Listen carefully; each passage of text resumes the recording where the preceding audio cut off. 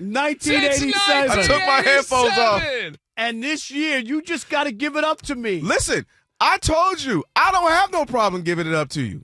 You called this one. I mean, a couple of them. You got them. I can't hate. Chiefs, Lions, Steelers. I also said what?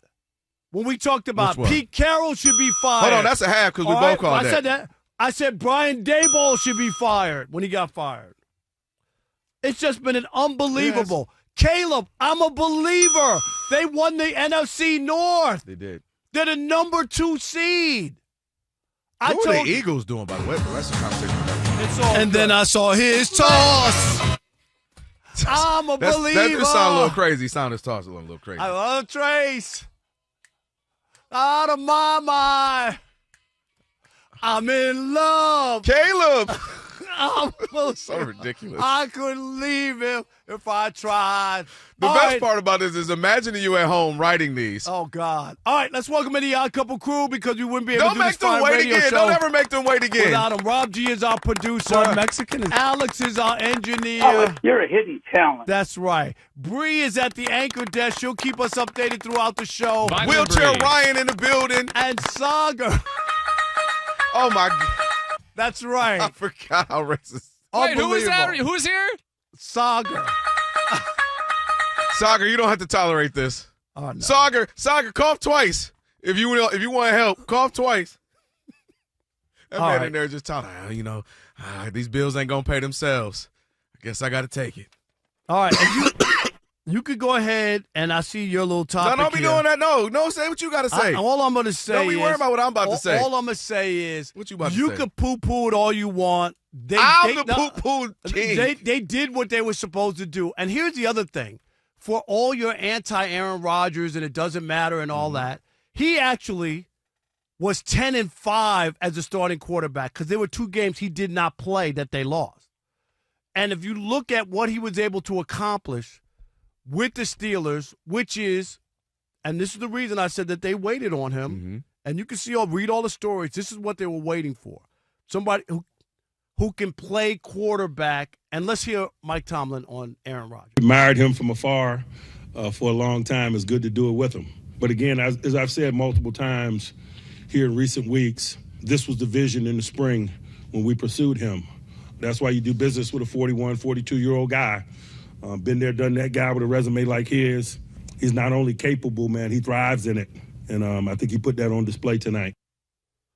And this made total sense to me all year. I understood it. I told you before, it's been so long since they won a postseason game. And I know they have the Texans and they have a really good defense. You already go ahead. He already ready. No, I'm listening. No. I'm just saying. Listening. Go ahead. You ready to make a bet Can I already listen? on that? Okay. Because I saw the way you rolled your eyes. But anyway, now all of a sudden he's a Texan guy. You can go ahead and ride that pony all you want. Why did I say? Ride that pony nothing? all you want. But my bottom line is. Don't be calling me genuine ever again. Aaron Rodgers came to Pittsburgh and got it done what they needed him to do. 10 wins in 15 games is pretty impressive. And what he did last night as a 42-year-old, without DK, without your number one receiver, without a running game, did you see the guys he was throwing to? No. Most of them, didn't know him. right, most of them didn't even have over 10 catches from Aaron Rodgers, most of them. I think the only guy was Austin had like 23. 28 or whatever. Yeah, did you see that graphic? It was incredible. Most guys had 8 or 6 passes. So, I mean, you can talk about whatever you want to talk about. I think the Steelers did what they needed to do. And now it's off to going to the postseason, a home game by winning the division. And don't forget, last year, they got stomped by the Ravens in the playoffs. So, the difference, first off, let me do this. Oh, you got something for Come me? on, man. Listen, I pay up my debts, number one. You see that? Listen. You see that? You see that, YouTube. Thank now, watch you. this, YouTube. I also admit when you're right, something you don't do. Wild to card. me. You don't admit when I'm right. Buffalo Wild Wings. Yes. Hold on. Don't I get need too, baby hey, oil, don't, too, hey, now. don't get too carried away. They ain't sponsoring us. You know what I mean? Okay. Buffalo Wild, you want to sponsor your boys? that. We sitting right here. No, I got you. I pay up that. Here's. Let's start with the bet right there. I said they win 9. You said they win 10. I was a game off. So that is honoring that. Here's where I still stand on what I've said. Mike Tomlin is reveling in mediocrity right now. Mike Tomlin is excited that a kicker who had been 28 for 28 from under 50 missed a field goal at the end. That would have had him at 9-8, which would have had him out the postseason, and we would have been having conversations as we had beforehand. You said here. Is that what we're going to do? We're going to do that. You said here. He should have made the kick, and they would have lost. Okay. What you mean we're not going to do? Literally what should have happened. Did you see the extra miss point? Yes. The extra point. So we go to overtime if you want to go that way. I'm just saying if you want to go and play that, that's play fair. that game. So where I'm going is you yourself have even questioned Mike Tomlin. Right? Fair? Yeah, right? Because they got to do more. Right. And I said if they would have lost, I would have been the loudest guy in the room. So a game to say that he should have been fired. A game that many would say they should have lost, they don't. They win. Credit them. But a game they should have lost doesn't change the fact. I don't look at it like that. I do. The fact that it doesn't change that the mediocrity they revel in. And so now they're exactly my whole point of the whole conversation we were having last offseason as they were courting him was that they're going to look the same. They're 10-7. Just like they were 10-7 with him. They're not this. Come on, Kelvin. I really mean this. No, they're come on, man. No, because I'm gonna tell you why. I'm being fair. Listen, I'm being honest. Fair, man. The whole point of this they was lost their last 5 last year. This is not the same team. Come on, man. So they lost 2. They went to Detroit and won. They lost 2 games. Then they won. Then they lost 3 games. So they lost 5 of 6 earlier in the season. They've done the same thing just earlier. But to finish the what year. I'm saying, and listen, Aaron Rodgers did what he was supposed to do because I was ready to come on here. Had they lost, not bash Aaron Rodgers, I was going to bash DK Metcalf for screwing his team over and not being there for the last 2 games. That's what I was prepared to do if the Steelers would have lost because Aaron Rodgers looked good. My issue is that they're 10-7 again, and now they have to go up against what the Baltimore Ravens could not do, and even Chris Collinsworth mentioned it. They could not get pressure on Aaron Rodgers, and that's exactly what the Texans do. So my point is, are we going to be sitting here in for 8 days for us because it's Monday night. We'll have to do it the next day.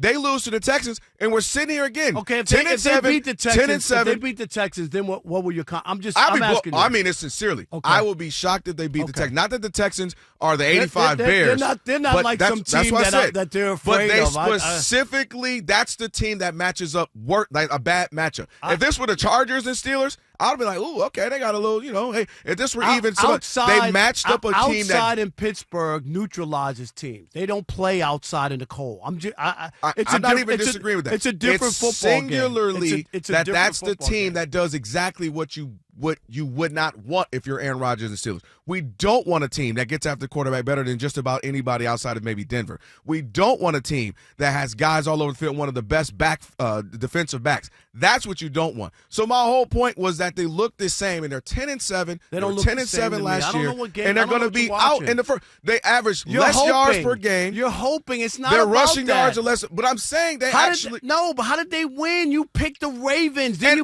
also, Ravens? my last point. I picked the Ravens. Picked the Ravens off to go to the Super Bowl. So did you. Right, but I also picked off of them because what did I tell you? Right, and we're going to talk about that. Did we not say that? Yeah, we're going to talk about that. I told you that. And my last point here, 20 seconds. They did this going back to the mediocrity, and you have to be who's in front of you. But in a Joe Burrow list for the most 3/4 of the season, Bengals, and Lamar in and out of the lineup, Ravens. He played last night. Right, he did. But I'm saying in and out of the lineup, meaning I'm saying had he been in, maybe they win more. They're the division leaders by far. And so my whole point is they sit here exactly at 10-7, which I look at it as a tough out to beat the Texans, and we won. And we're going to be sitting here having Tomlin conversations beat again. The Ravens twice? I have to look that up. I know they obviously beat them yesterday. Didn't they beat them twice? They beat them twice, the Ravens. I'm talking about the fact but I'm just saying. But they beat them. I'm not talking about just singularly them. But they beat them. the Ravens I'm saying twice. A team where the Ravens couldn't be as they're supposed to be. Like we thought they would be 12-5 or 13-4.